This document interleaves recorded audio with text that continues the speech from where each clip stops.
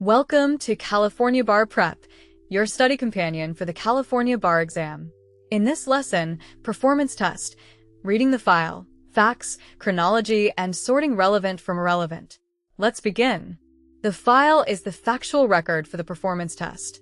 It may include interview transcripts, attorney notes, emails, letters, contracts, police reports, medical records, deposition excerpts, pleadings, photographs described in text, business records, or agency documents.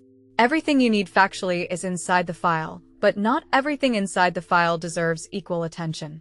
Your job is to separate legally significant facts from background noise and then use those facts in the requested work product. The file is designed to feel realistic. Real lawyers receive messy facts.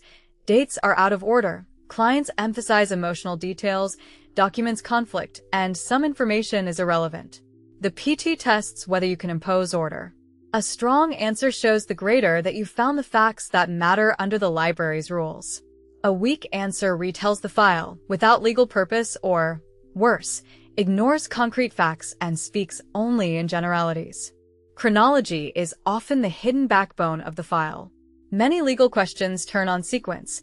Who knew what and when, whether notice came before action, whether reliance occurred after statement, whether a deadline expired, whether damages followed the breach, or whether a later document modified an earlier agreement. Even when the final answer is not organized chronologically, your understanding should be. Relevance depends on the task and the library. A fact is relevant if it helps prove, disprove, explain, or frame an element, factor, defense, remedy, procedural requirement, or credibility issue.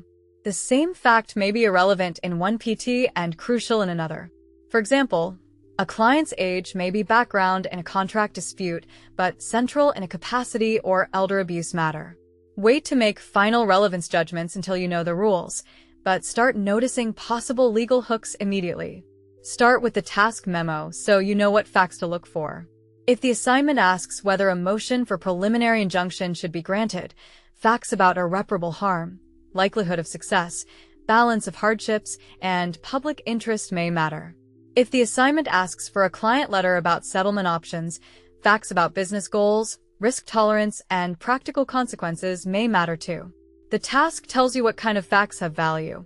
Next, scan the file's table of contents or document labels if provided. Identify the types of documents and their dates. A client interview gives narrative and concerns. A contract gives operative language. Emails may prove notice or admissions. A pleading may define procedural posture. A statute notice, invoice, or report may supply exact dates. Knowing the document types helps you decide how deeply to read each item. As you read, build a simple chronology. You do not need a beautiful timeline. Use a compact list, date, event, legal significance. If exact dates are not given, use relative markers such as before contract signed, after termination, or same day as inspection. This chronology prevents factual contradictions in your answer and helps with causation and notice issues. Tag facts to legal categories. If you already read the library, label facts with the element or factor they support: duty, breach, intent, reliance, damages, notice, reasonableness, prejudice, remedy. If you read the file before the library, use provisional labels such as bad for client, good for client, deadline, document language, credibility, or remedy. Later, convert those labels into legal categories. Distinguish evidence from conclusions. A client statement, "The landlord harassed me," is a conclusion. The usable facts are what the landlord did: entered 3 times without notice, sent 6 texts in 1 hour, changed the lock, or ignored a repair request. PT answers score better when they state concrete facts rather than vague characterizations. Notice conflicts and weaknesses. The file may contain helpful facts and harmful facts. Do not pretend the harmful facts do not exist, especially in an objective assignment.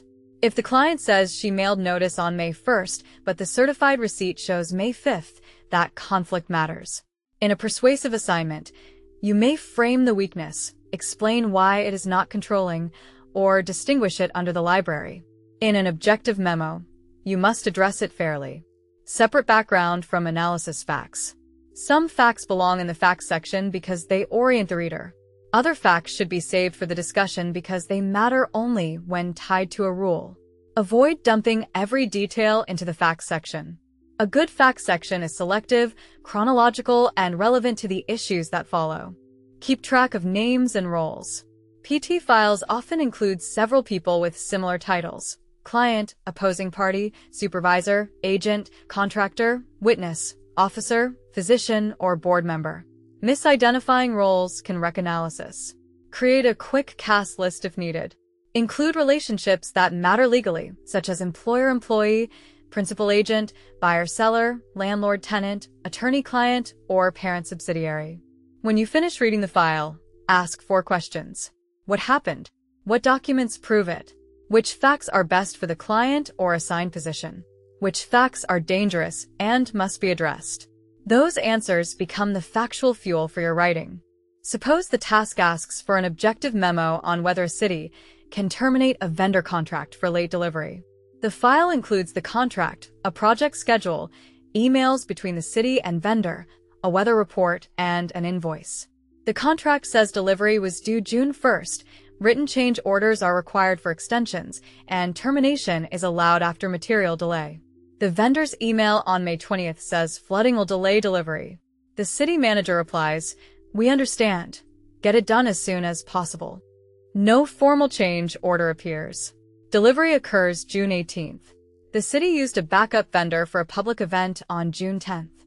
A useful chronology would list contract signed, flood warning, vendor email, city manager response, missed due date, public event, backup vendor cost, actual delivery, and termination notice. Relevant facts include the no oral modification clause, the manager's informal response, the reason for delay, the length of delay, the backup vendor cost, and the termination notice. Less relevant facts might include the vendor's general reputation or the color of delivery trucks unless the library makes them important. In the answer, those facts would not be recited randomly. They would support issues such as whether the delay was excused, whether the city waived strict compliance, whether the delay was material, and what damages resulted. That is how file reading becomes legal analysis. A common mistake is summarizing the entire file. Graders do not need a book report. They need facts selected for legal use. Another mistake is ignoring dates. Even simple PTs often turn on timing. Missing a date can cause you to miss notice, limitations, reliance, or causation. Students also overvalue emotional facts. A sympathetic client story may help tone, but legal significance comes from facts connected to rules. Some students fail to handle bad facts. If a harmful document is in the file, the graders expect you to notice it. Silence looks like misunderstanding. Another mistake is treating all documents as equally reliable. A signed contract, contemporaneous email, and self-serving interview note may carry different persuasive weight, depending on the task. Do not spend the entire first half reading the file line by line. After the task memo, many students benefit from reading the library first, so they know what facts matter. If you read the file first, keep it brisk and return after the library to harvest specifics. Aim to complete file review in about 15 to 20 minutes. Use symbols or short labels instead of long notes. For example, N for notice, D for damages, W for weakness, T for timing. When writing, use the file as a fact bank, not as a script to copy. The file supplies facts, but not all facts matter equally. Build a quick chronology to control sequence and causation. Tag facts to elements, factors, defenses, remedies, and weaknesses. Use concrete evidence, not vague conclusions. Address harmful facts in a way that fits the assigned tone. Select facts for the work product. Do not retell the whole record. That's it for this lesson. Download California Bar Prep on the App Store for lessons on all 14 bar subjects, practice questions, and essay frameworks. Keep studying, and good luck on the bar exam.